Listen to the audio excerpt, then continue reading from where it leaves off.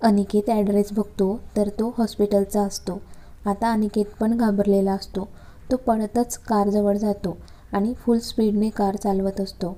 डोक्यात तर विचारांनी थैमान घातले होते. काही वेळातच तो पोहोचतो. तो पळतच आत येतो. मिताली त्याला दिसते. तो तिच्याजवळ जातो आणि तिला विचारतो, मिताली काय झालं?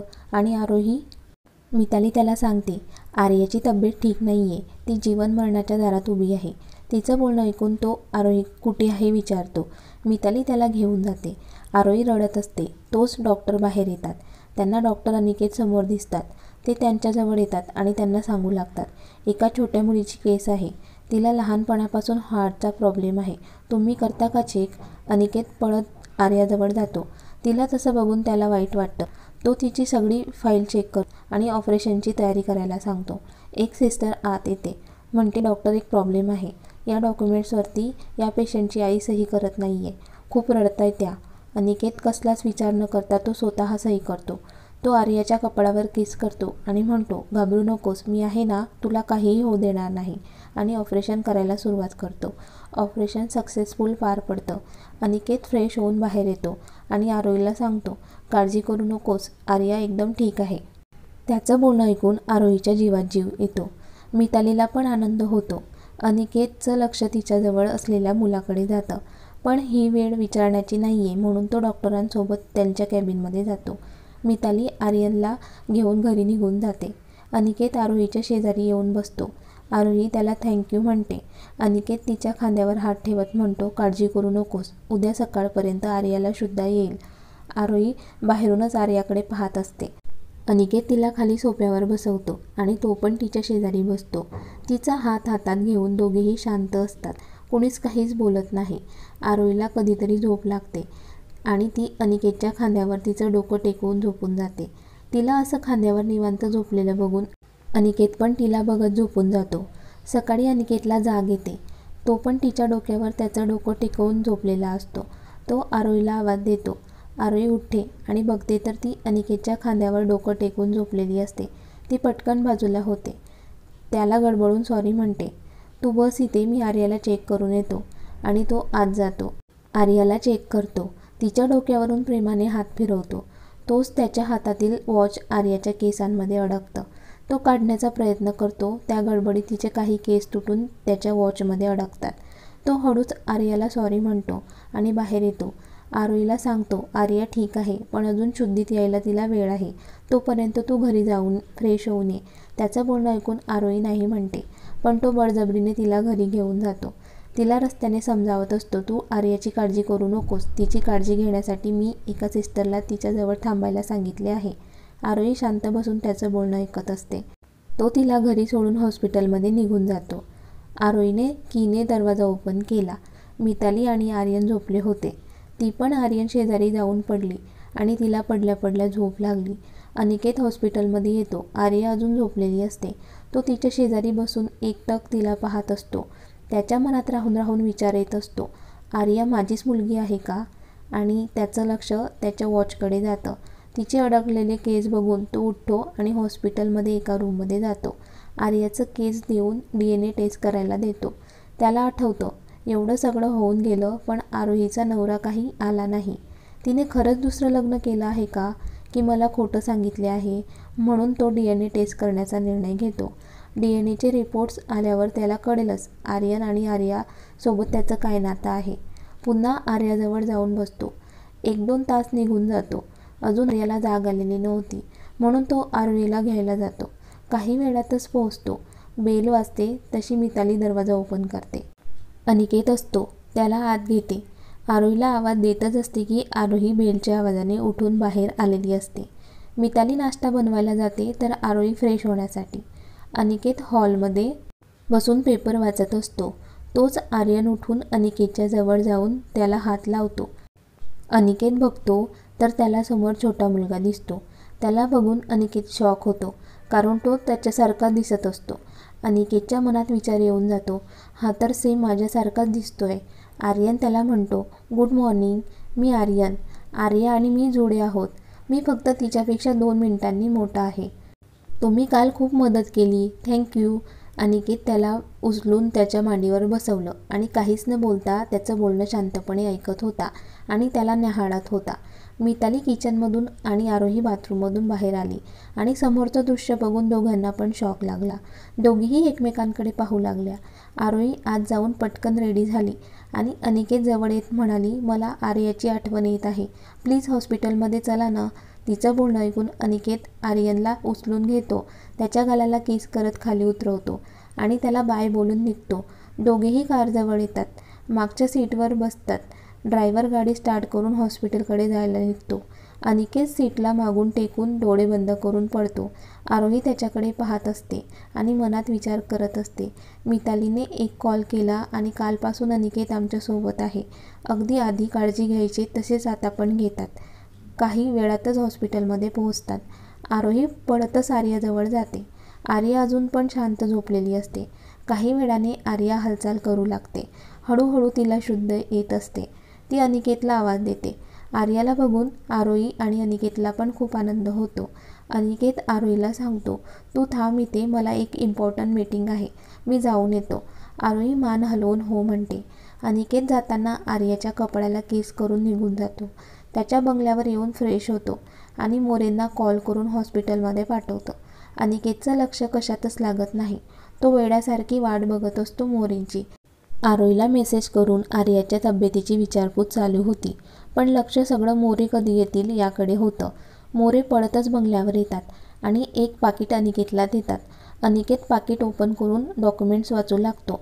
वाचता वाचता त्याचं हृदय नाचू लागतं, कारण पेपरमध्ये लिहिलेलंच तसं असतं. तो एवढा खुश असतो की आनंदाच्या भरात मोरेंना मिठी मारतो.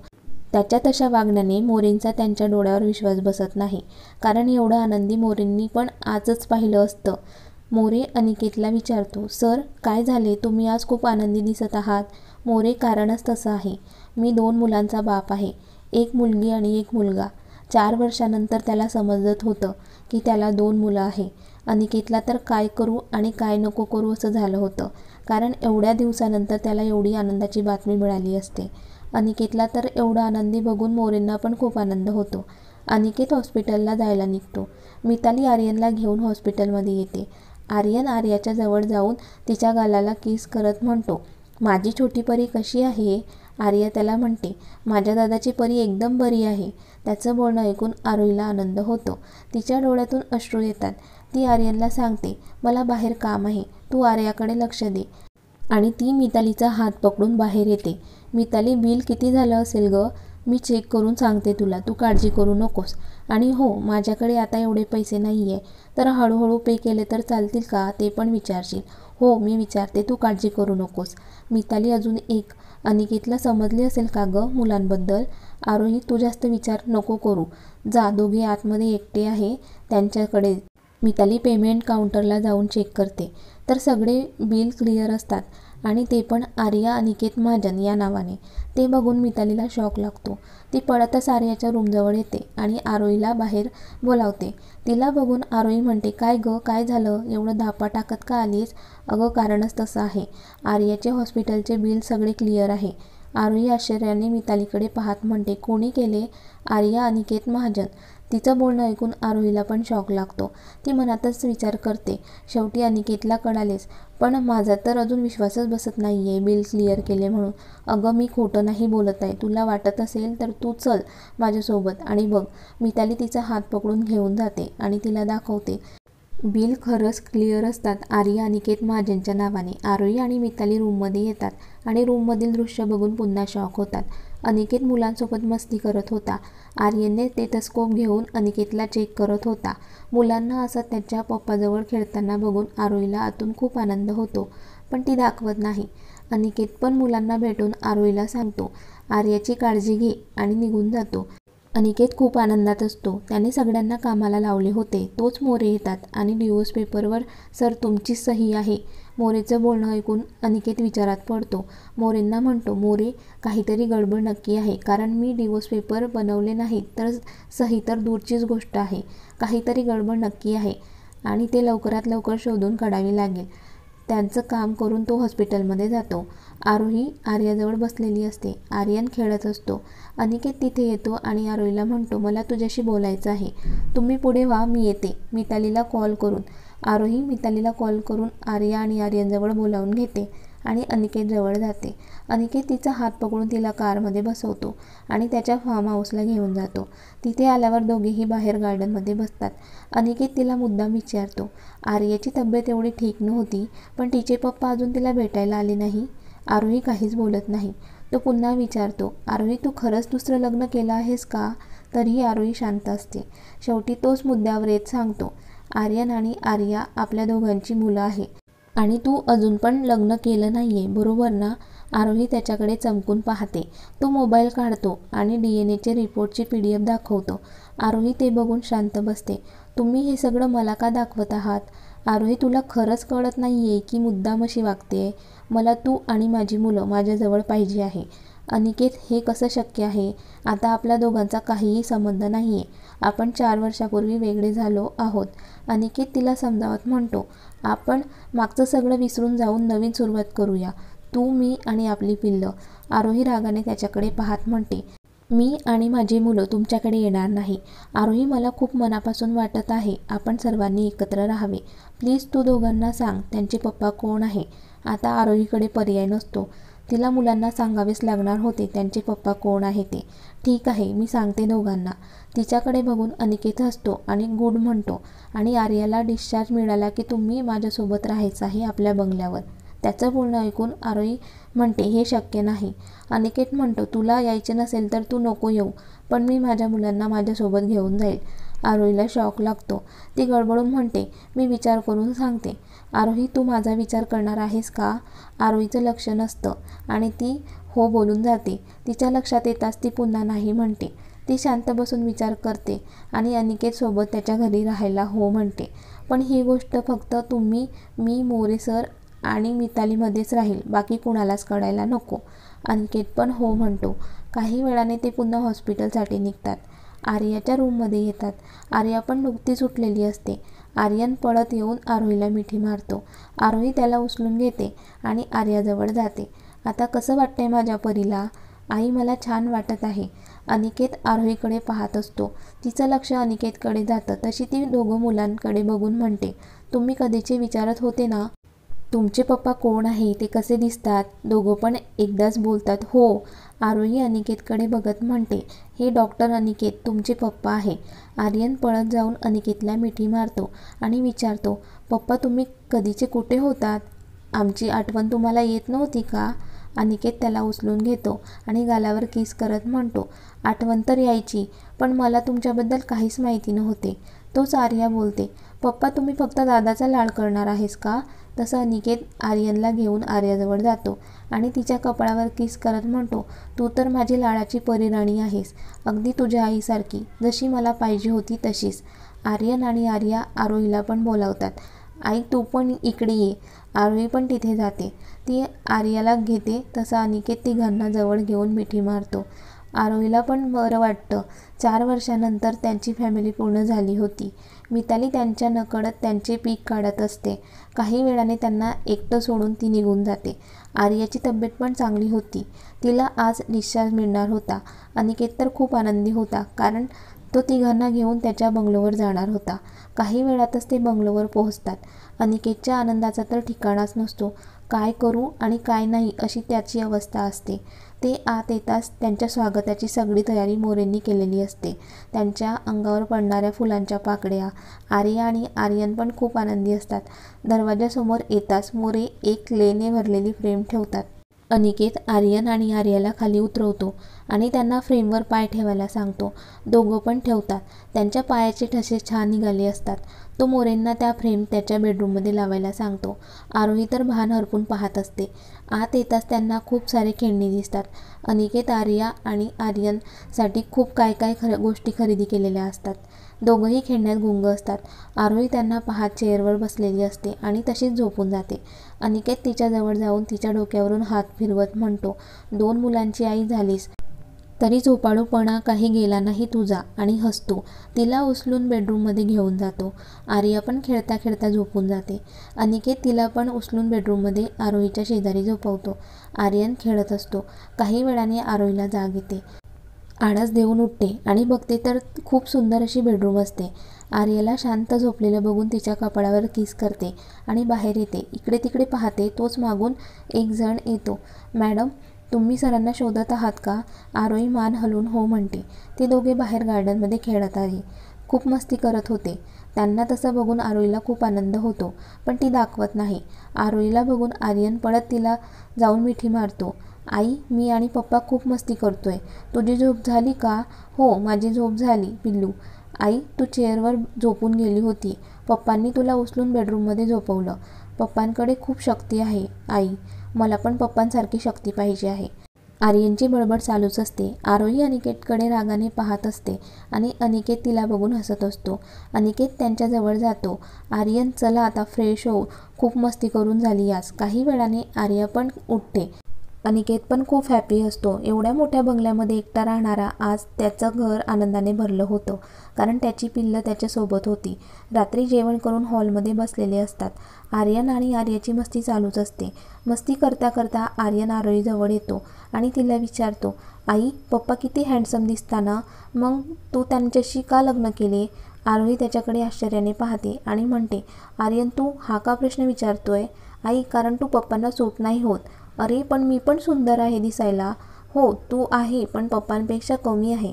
पळत जाऊन अनिकेतच्या शेजारी बसतो. आरोही त्याच्याकडे रागात पाहत असते. पप्पा तुम्हाला आवडली होती का आई? म्हणजे ती तुमच्यापेक्षा कमी सुंदर दिसते ना? अनिकेत आरोहीकडे पाहत म्हणतो. आर्यन, तुझी आई खूप सुंदर आहे, अगदी परीसारखी. तोच आर्या म्हणते, पप्पा आणि मी, माझी आर्या तर आईपेक्षाही सुंदर आहे. आर्यन पण विचारतो, आणि मी? तू तर माझ्यापेक्षा हँडसम आहे. त्यांचं बोलणं ऐकून आर्यन आणि आर्याला खूप आनंद होतो. ते दोघे अनिकेतला मिठी मारतात. आरोही तर भान हरपून तिच्या पिल्लांचं बोलणं ऐकत होती. चला झोपायला, खूप बडबड झाली, आरोही ओरडत बोलली. तसे दोघं मुलं तिला म्हटले, तू जाऊन झोप, आज तर आम्ही आमच्या पप्पांसोबत झोपणार आहोत. त्यांच्या बोलण्याने अनिकेत आरोहीकडे पाहून हसत असतो आणि म्हणतो, तू पण आमच्यासोबत झोपू शकते.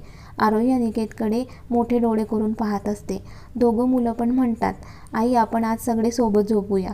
आता आरोहीचा नाईलाज असतो. ती पण मुलांकडे बघून हो म्हणते. ते झोपायला जातात. बडबड करत दोघं मुलं झोपून जातात. आरोही आणि अनिकेत जागी असतात. आरोही त्याच्याकडे रागाने पाहत म्हणते, तुम्ही इथे झोपणार आहात का? अनिकेत हसून तिला म्हणतो, का गं? म्हणजे 4 वर्षापूर्वी तुला जसं जवळ घेऊन झोपायचो तसं झोपू का आज पण? असे तुला वाटत आहे का? त्याच्या बोलण्याने आरोहीने कूस बदलली आणि लाजून पांघरून घेतलं. अनिकेतला तिचं हसू आलं. तो तिला पाहत झोपून गेला. सकाळी अनिकेत लवकर उठून त्याच्या मुलांकडे पाहत असतो आणि आरोहीकडे पण.